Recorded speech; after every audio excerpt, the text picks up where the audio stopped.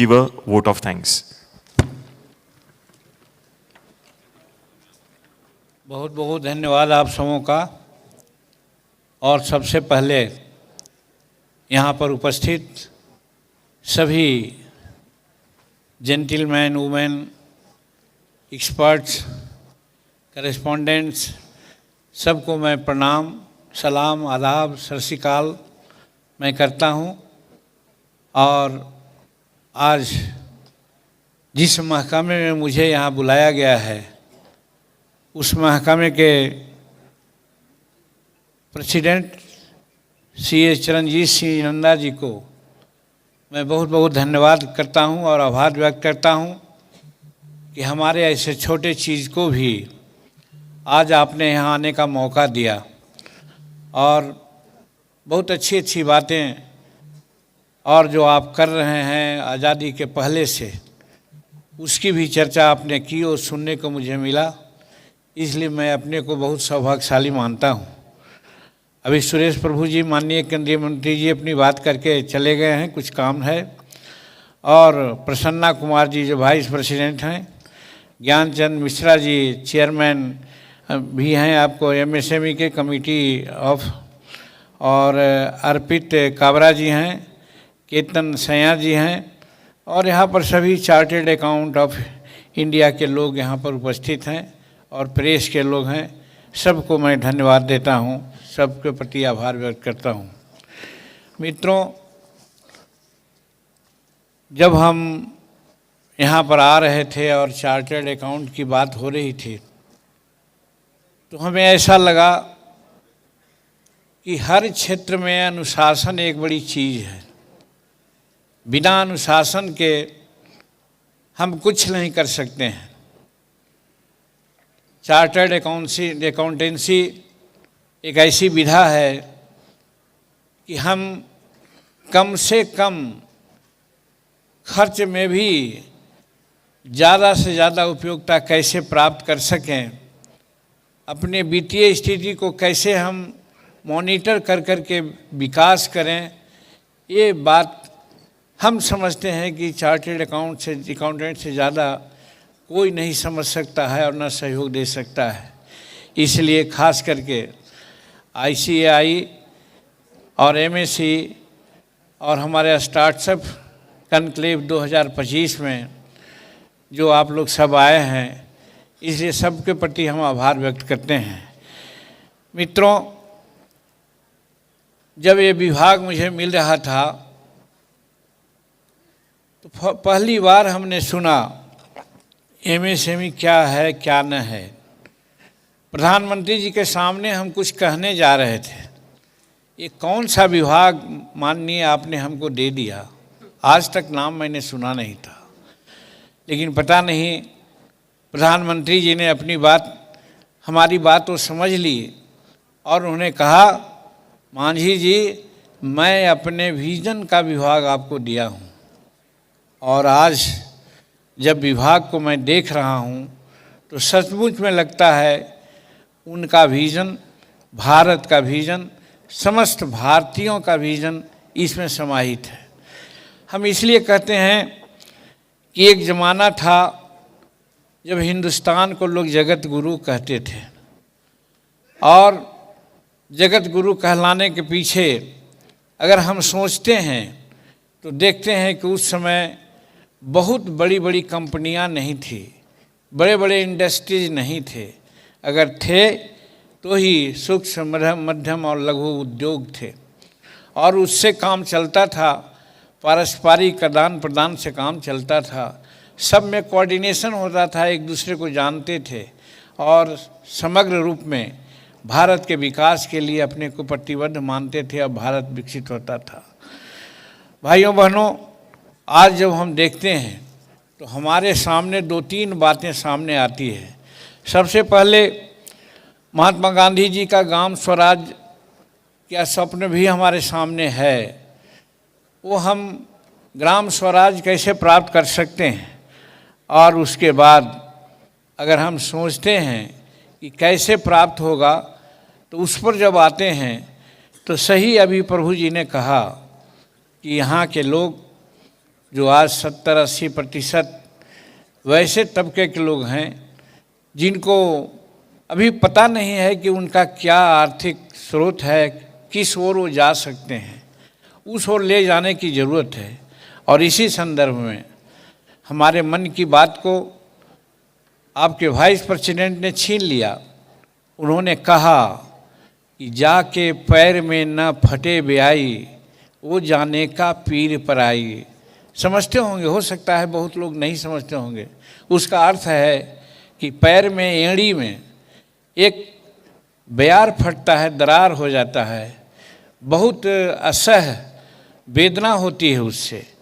तो इसीलिए कहा गया वो किसको होता है? मखमल पर चलने वाले को नहीं होता है, जूता चप्पल पहनने वालों को नहीं होता है, वैसे लोगों को होता है जो खुले आसमान के तहत सोते हैं, धरती पर चलते हैं, न पैर में कुछ है और न तन में कुछ है। वैसे लोगों को वो ब्यार फटता है और असह पीड़ा उनको झेलनी पड़ती है। तो सही बात है कि जो आज हम लोग कह सकते हैं कि मिडिल वर्ग के लोग भी हैं, वो कम से कम उस बीमारी से आक्रांत नहीं हैं। आज गरीब तबके के लोग ही उस बीमारी से आक्रांत हैं। और इसीलिए हमारे प्रधानमंत्री जी ने, जिनको मैंने कहा सचमुच उनका विज़न है कि भारत का विकास हो। और भारत का विकास कैसे होगा? गांव स्वराज की बात जब हम करते हैं, कहा गया था जब गांव का विकास नहीं होगा तो शहरों का विकास नहीं होगा और देश का विकास नहीं होगा। और आज गांव की स्थिति हमारी यही है। शहरी बहुत से बहुत हम 25% तक आए हैं, 75% अभी गांव में ही रहते हैं। तो गांव का विकास यदि नहीं होगा तो फिर हमारा विकास कैसे संभव है? एक गांव स्वराज की बात आती है। और जब हम नरेंद्र मोदी जी की बात सोचते हैं और कहते हैं तो सही है कि आज तक 78 वर्ष आज़ादी के हो गए, किसी ने नहीं सोचा था कि सड़क के किनारे बैठा हुआ रविदास भाई धूप में, बरसात में, गर्मी में वो चप्पल जूता सीता है और उसको 10, 20, 50 रुपया डेली कमाना पड़ता है। कैसे जीता होगा? कोई नहीं सोचता होगा उस बार्बर भाई का कि जो फुटपाथ पर बैठ के अस्तूरा छे लेकर के किसी का शेविंग करता है और हेयर कटिंग करता है। किसी ने नहीं सोचा होगा गांव घर में रहने वाले वो लकड़ी छीलने वाले हमारे कारपेंटर भाई है, वो क्या करता है, कैसे जीता है, उसके बारे में कोई नहीं सोचता होगा। हमारे मल्लाह भाई लोग हैं, जाल नाट बनाते हैं, उनके बारे में किसी ने नहीं सोचा। कहने का मतलब कि ऐसी ऐसी विधा रखने वाले गांव घर के लोग के बारे में किसी ने नहीं सोची है। उसके बारे में कोई आज तक नहीं दिया गया कि क्या वो करेगा। और आज एमएसएमई के माध्यम से हमारे प्रधानमंत्री जी ने जो प्रधानमंत्री विश्वकर्मा योजना चालू करके 2023 से आज 30 लाख लोगों को सहयोग देने की बात की है, हम समझते हैं ये अकल्पनीय है, किसी ने नहीं सोचा होगा। और आज हमारे प्रधानमंत्री जी की सोच है। तो मैं समझता हूँ अकाउंटेंसी का भी यहीं पर बात आती है कि वो भी कम पैसे में कैसे हम ज़्यादा यूटिलिटी ले सकते हैं। इकोनॉमिक्स के थोड़ा सा मर्म हम लोग जानने का प्रयास किया है और उसी में हमारा अकाउंटेंसी भी निहित है। और बिना अकाउंटेंसी के वो काम नहीं चल सकता है। हमारे श्रीनाथ सिंह साहब ने जैसा कहा, आज वर्ल्ड स्तर पर इन्होंने जो अपना काम किया है और अकाउंटेंसी को आगे बढ़ा रहे हैं और जिससे हमारा भारत का इकोनॉमी में योगदान हो रहा है, वो अविस्मरणीय है, उल्लेखनीय है। इसमें कहीं कोई दो बात नहीं है। मैं कहना चाहता हूँ आपका सहयोग बहुत अच्छा, आप एक संयोग कहा है कि जो आपका ICAI है और उसी में हमारा एमएसएमई को इन्वॉल्व किया है, स्टार्टअप को किया है, ये तीनों विभाग करके आज हम आगे बढ़ सकते हैं। ये आपके लिए मैं साधुवाद देता हूँ कि आपकी ये सोच है और यही सोच से हमारा हिंदुस्तान आगे बढ़ सकता है, भारत आगे बढ़ सकता है। मित्रों, आज आपने कहा आज ICAI जैसी प्रतिष्ठित संस्था जो आपकी है, जिसकी सदस्यता के बारे में आपने बताया ही, हम भी मोटा मोटी जानते हैं कि 4 लाख से अधिक चार्टर्ड अकाउंटेंट हैं आपको, और लगभग 10 लाख से अधिक छात्रों तक ये फैली हुई है।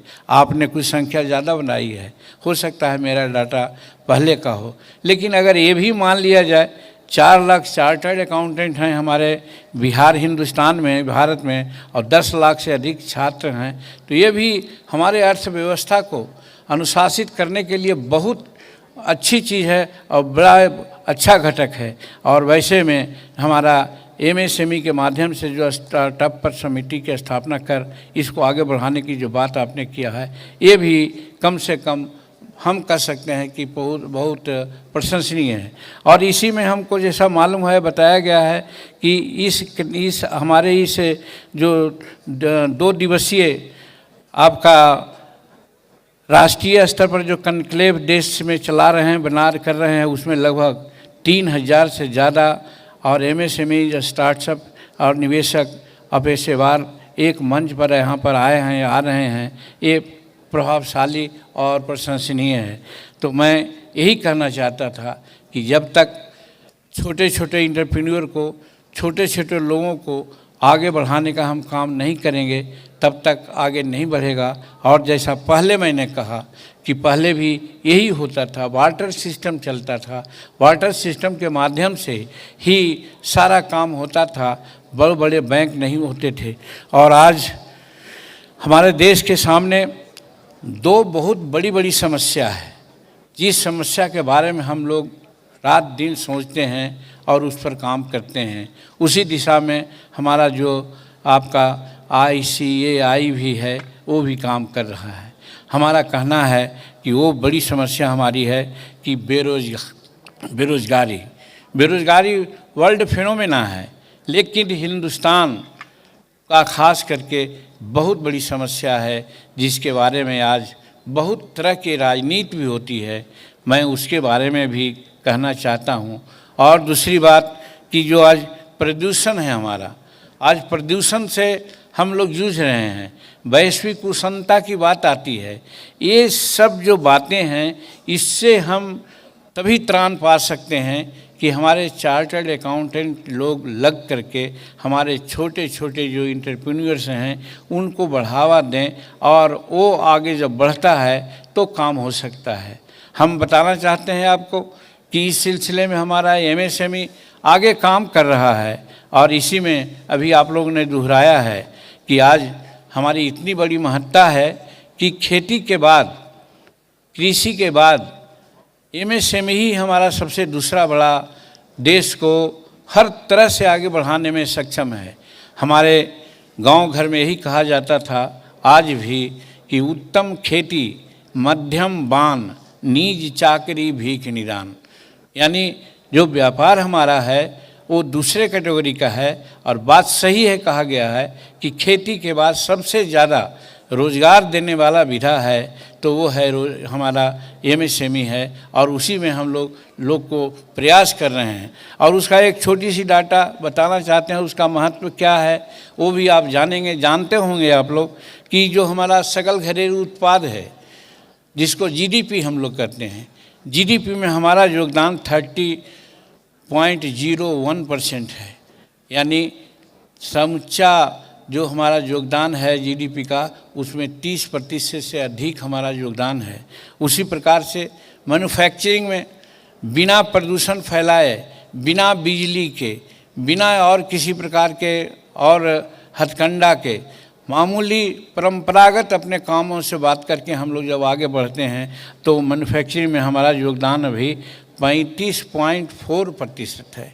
कहा जाए कि 36% के आसपास में हमारा इसका योगदान है मैन्युफैक्चरिंग में। और जो देश एक्सपोर्ट में अधिक रहता है उसको समृद्ध देश माना जाता है, और जो इंपोर्ट करता है उसको कहा जाता है कि वो अच्छा देश नहीं, उसकी आर्थिक स्थिति ठीक नहीं है। तो आप जो सोच सकते हैं एक एमएसएमई ही है, और वो हमारा एमएसएमई आपके चार्टर्ड अकाउंटेंसी के बल पर आगे और बढ़ सकता है और बढ़ रहा है। और इसमें हम समझते हैं जो योगदान दे रहे हैं हम लोग एक्सपोर्ट में, आज हमारा 45.73% है। कहा जाए कि 46% हम एक्सपोर्ट में आज योगदान दे रहे हैं। तो कहने का मतलब एमएसएमई का इतना बड़ा महत्व है। और हमारा एमएसएमई तभी आगे बढ़ सकता है जब चार्टर्ड अकाउंटेंसी के माध्यम से उनको मॉडरेट किया जा सकता है, उनको रेगुलेट किया जा सकता है, जैसा कि आप कर रहे हैं, और स्टार्टअप है और ये सब मिला करके उसको आगे बढ़ाने की बात कर रहे हैं। दोस्तों, मैं एक बात आपसे बताना चाहता हूँ कि एमएसएमई की भी जब बात आती है तो लोग गांव घर में, ठीक ही हमारे वाइस प्रेसिडेंट और हमारे प्रभु जी ने भी कहा कि गांव घर के लोग अभी भी नहीं समझते हैं। जब जीतन मांझी ऐसे आदमी जो 45 वर्ष तक राजनीति में रहा, उप मंत्री, राज्य मंत्री, मंत्री, मुख्यमंत्री पद संभाला, 8 बार विधानसभा का सदस्य रहने का उसको सौभाग्य मिला, और वो आता है और उसको लिफाफे में मिलता है एमएसएमई नहीं जानता है, तो या तो मेरा दुर्भाग्य है और नहीं तो मैं कह सकता हूँ कि एमएसएमई चलाने वाले लोगों का दुर्भाग्य जो आज इसको जन आंदोलन हम लोग नहीं बना सके हैं। आज आवश्यकता है जन आंदोलन बनाने का और 70% लोगों को इन्वॉल्व करने का, और यही कारण है कि हमारे के यहाँ इसको 2 पोर्टल से हम लोग रजिस्ट्रेशन लेते हैं। एक उद्यम होता है और दूसरा उद्यम अशिष्ट होता है। उद्यम वही होता है जो कम से कम आधार कार्ड रखने वाले लोग होते हैं, और उद्यम अशिष्ट होता है जिसमें आधार कार्ड वगैरह की कोई ज़रूरत नहीं। यानी अभी भी हमारे के यहाँ जब एमएसएमई की बात आती है तो उसमें माइक्रो, स्मॉल और मीडियम की बात आती है, तो हम माइक्रो और स्मॉल पर ही विशेष ध्यान दे रहे हैं। और यही है कि माइक्रो का रजिस्ट्रेशन हमारा उद्यम अशिष्ट में होता है, और स्मॉल का और मीडियम का जो होता है वो हमारे उद्यम में होता है।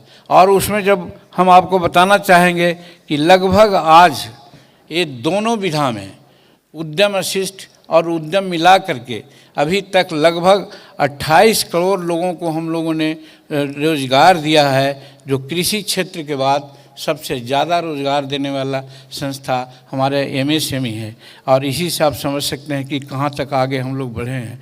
और उसी प्रकार से आज हम कह सकते हैं कि 6 करोड़ 50 लाख से ज़्यादा एमएसएमई उद्यम में और उद्यम अशिष्ट पोर्टल पर अभी रजिस्टर्ड हैं।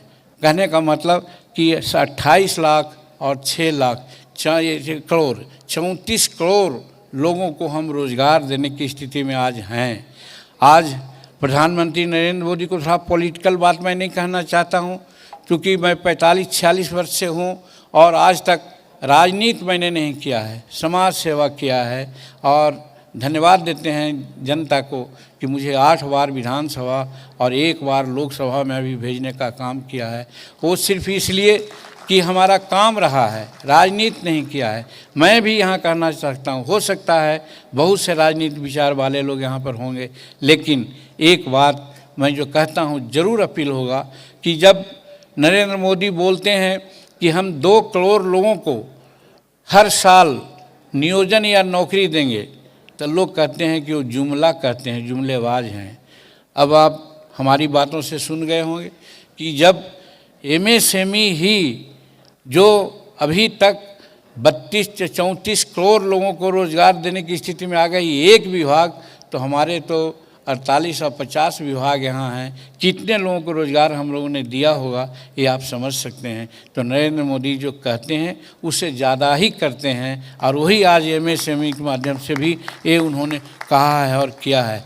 तो दोस्तों, इसी परिप्रेक्ष्य में हम और बहुत सी बात इसमें कहना चाहते हैं कि जो ICAI है किस तरह से हमारे एमएसएमई को मदद कर सकता है, इस पर भी थोड़ा सा हम आपसे शेयर करना चाहेंगे। अब एक बात सही है, अभी हमारे अध्यक्ष महोदय ने भी कहा, हम लोगों का सपना है, यहाँ पर भी थोड़ा सा हम बात करेंगे। जो हो सकता है किसी को लगे कि राजनीतिक बात हो रही है, तो मैं राजनीतिक बात नहीं करता हूँ।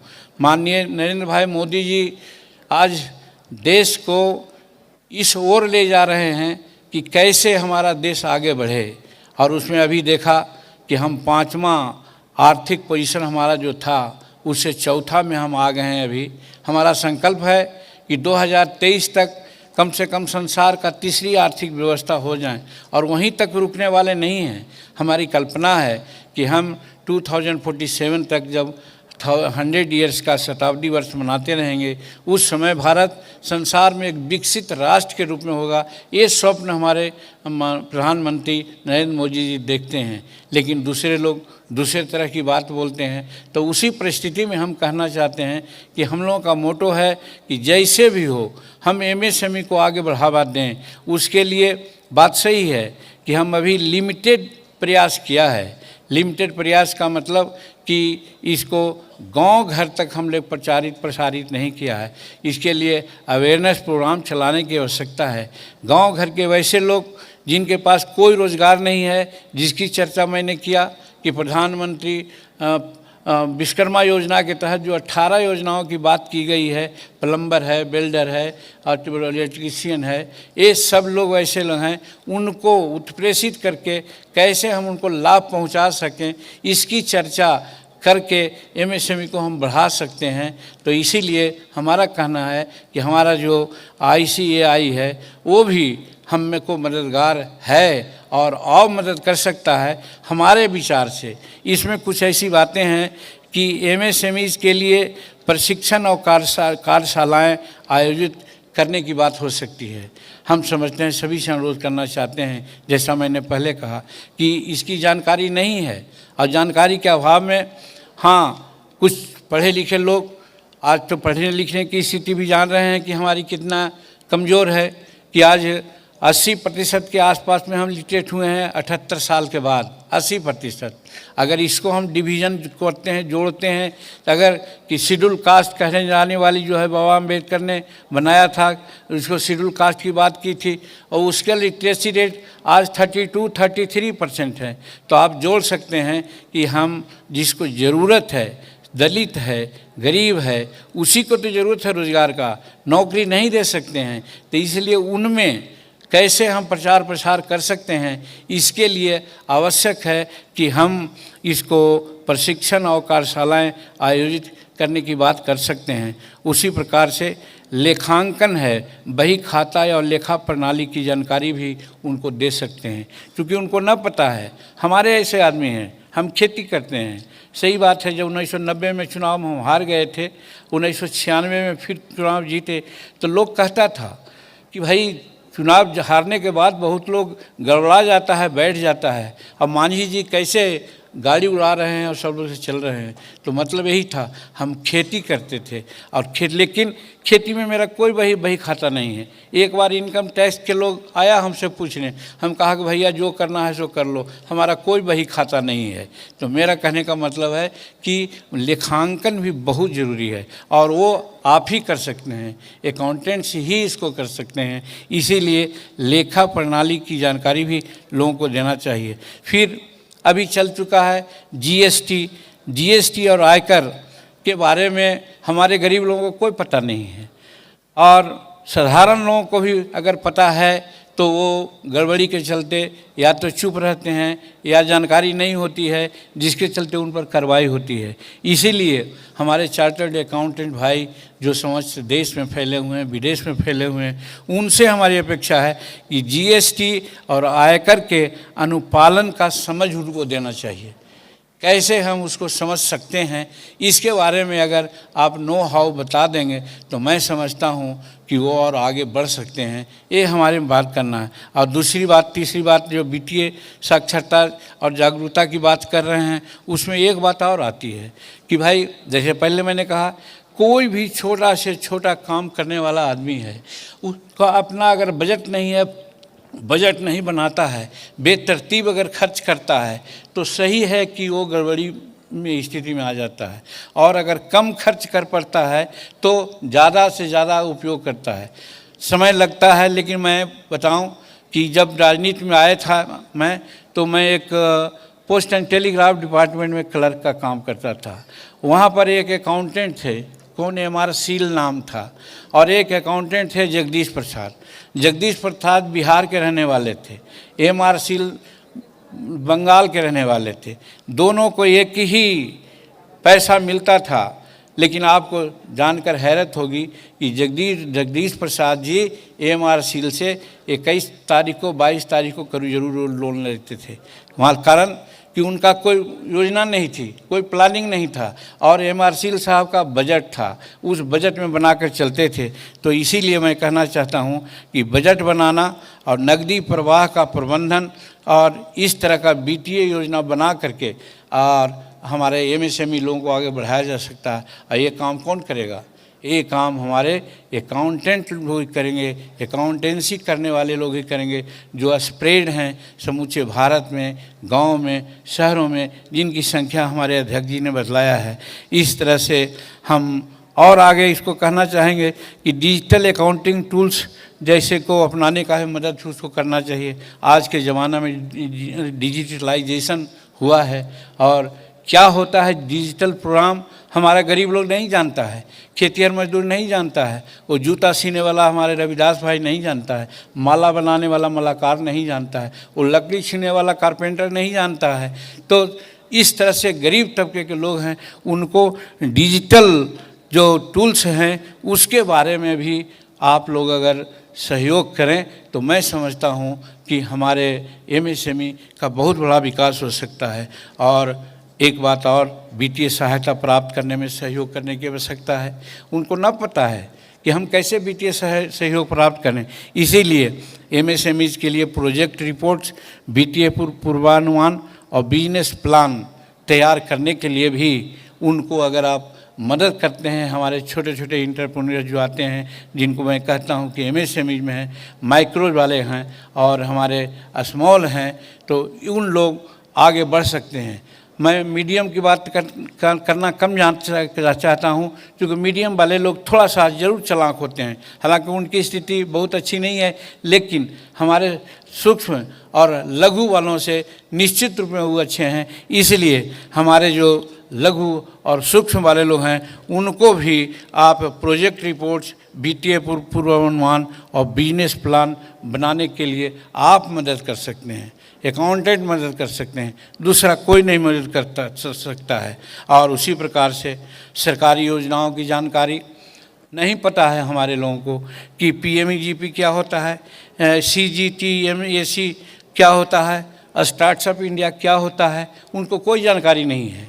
इसलिए जैसा पहले मैंने कहा कि प्रशिक्षण के लिए कार्यशालाएं आयोजित करने की आवश्यकता है। उसी सिलसिले में मैं कहना चाहता हूं कि हमारा पीएमईजीपी क्या है, उससे कैसे हम उनको मदद दे सकते हैं, उसको कैसे आगे बढ़ाने की बात कर सकते हैं, और सीजीटीएमएसी भी है, उसमें भी हम कैसे जानकारी दें, स्टार्टअप इंडिया को कैसे आवेदन दे सकता है, इसका सहयोग करेंगे तो हम समझते हैं कि हमारे जो चार्टर्ड अकाउंटेंट लोग जो गांव घर तक लिमिटेड है, इनका समूचे वर्ल्ड स्तर पर इनका एक फैलाव हो गया है। अगर एक काम ये करेंगे तो मैं समझता हूँ कि हमारे एमएसएमई लोगों को ज़रूर फ़ायदा होगा। और एमएसएमई में हम कह सकते हैं कि हमारे सूक्ष्म और लघु लोगों को ही विशेष रूप में हमको मदद करने की ज़रूरत है, इसलिए कि एमएसएमई का 70-80% भाग यही दोनों की जाती है। तो वही कहते हैं, जैसा कहा गया कि जिसके पैर में न फटे ब्याह वो जाने का पीर पर आए, तो इन्हीं के पैर में ब्याह फटा हुआ है, इन्हीं को मदद करने की ज़रूरत है। और यही हमारे प्रधानमंत्री नरेंद्र मोदी जी ने सोचा है और इसीलिए एमएसएमई के लिए आज इतना अच्छा कार्यक्रम बनाया है। आपने देखा 23-24, 24-25 और 25-26 के बजट में भी एमएसएमई का इतना बड़ा एक स्थान उन्होंने देने का काम किया है। इसलिए मेरे मित्रों, बहुत सी बात है का आपको एमएसएमईज़ को और भी करना है कि जीएस रिटर्न कैसे भरा जाता है, आय का रिटर्न कैसे भरा जाता है, कंपनी मामलों में रजिस्ट्रार सीओसी की फाइलिंग कैसी होती है, जुर्माना और कानूनों का जोखिम से कैसे बचाव किया जा सकता है, ये सारे बात की जानकारी हमारे अकाउंटेंट्स ही लोग दे सकते हैं, चार्टेड अकाउंटेंट के ही लोग देते हैं। इसलिए बड़ी महती योजना है अध्यक्ष महोदय, आप संसार स्तर पर बहुत बड़ा काम किया है, इसमें कोई शक नहीं है। लेकिन एमएसएमई की जब बात करते हैं तो ये सब जो मैं बतला रहा हूँ एक उसका की मंत्र है, इस मंत्र के बहाने ही आगे उसको हम लोग बढ़ा सकते हैं। और बहुत सी बातें आती है लेकिन हम नहीं कहना चाहेंगे, ज़्यादा समय लग रहा है। और आज के जो कन्क्लेव में जो मुख्य उद्देश्य यही है कि ICAI MSME को उपरोक्त क्षेत्रों में कैसे मदद करे, कैसे बढ़ावे, इस पर आप लोग विचार कर रहे हैं। इसके लिए आप साधुवाद के श्रेय करेंगे, मन में लाएंगे, तो आप जितना विकास किया है उससे ज़्यादा विकास आपका होगा। क्योंकि हमारा 70-80% वैसे क्षेत्र है जहां इसकी आवश्यकता है, और आपकी आवश्यकता के बिना हम बेतरतीब अपने फाइनेंस का जया करते हैं और हम वांछित लाभ नहीं उठा पाते हैं। वैसे में आपकी महती भूमिका है, इसीलिए इस अवसर पर आपके प्रति हम आशा व्यक्त करते हैं, आभार व्यक्त करते हैं। और ये भी कहना चाहते हैं, जैसा पहले मैंने कहा कि अगर हम छोटे छोटे एंटरप्रेन्योर्स को, लघु और सूक्ष्म लोगों को अगर अपनाते हैं तो जो पर्यावरण की आज स्थिति बन रही है, ग्लोबल वार्मिंग की स्थिति बन रही है, आज कार्बन डाइऑक्साइड की जो हमारी मात्रा बढ़ रही है, हम कहीं कहीं ऑक्सीजन लेने की स्थिति में हैं सांस लेने में, उसका भी ये होगा और ज़्यादा जंगल लग सकेंगे, पौधारोपण हो सकेगा। और इस पृथ्वी को जो नाश होने की स्थिति में बहुत लोग फोरकास्ट करते हैं, उसको भी हम बचा सकते हैं। तो MSME को आगे बढ़ाने के लिए आप चार्टर्ड अकाउंटेंसी लोगों का इतना बड़ा महत्व है। अगर ये बढ़ाइएगा और हमारा MSME आगे बढ़ेगा तो एक तरफ बेरोजगारी दूर करेंगे, ग्राम स्वराज की बात आएगी, और फिर ग्लोबल वार्मिंग और विश्व प्रदूषण से भी हम अपने को बचा सकेंगे। इसमें आप देवदूत का काम करेंगे। इन्हीं चंद शब्दों के साथ बहुत बहुत धन्यवाद, बहुत बहुत शुक्रिया।